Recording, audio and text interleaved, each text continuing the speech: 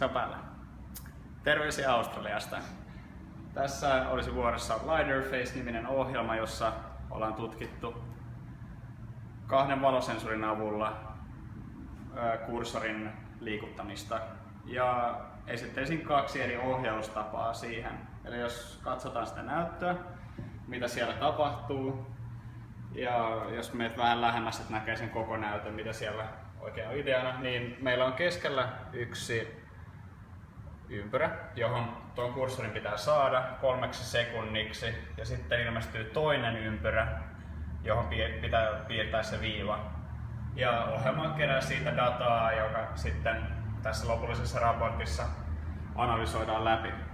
Eli ensimmäinen ohjaustapa on varjoja käyttämällä. Meillä on 2 valosensoria tässä, ja kursoria pystyy ohjaamaan sitten varjostamalla sitä.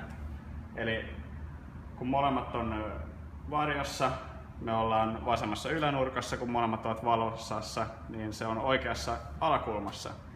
Ja katsotaan, jos saisin tuonne keskelle. Aika hyvä, ei.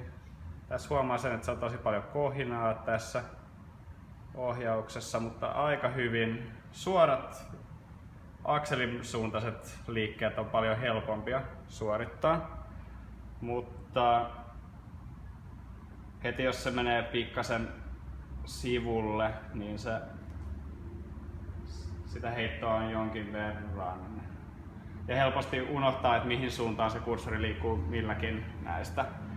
Otetaan seuraavaksi toinen ohjaustapa. Pitää käynnistää ohjelma uudestaan, jotta se kalibroi itsensä näitä valosensoreita varten.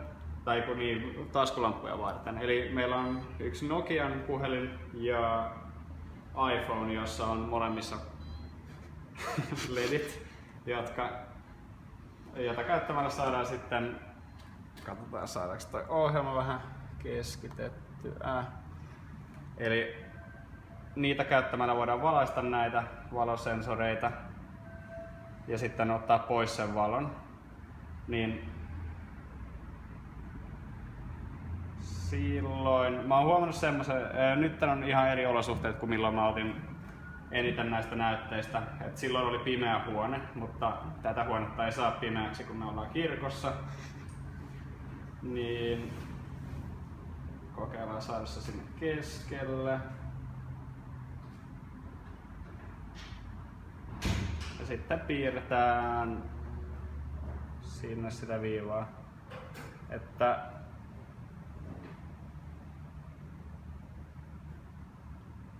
nämä 2 tapaa mä keksin.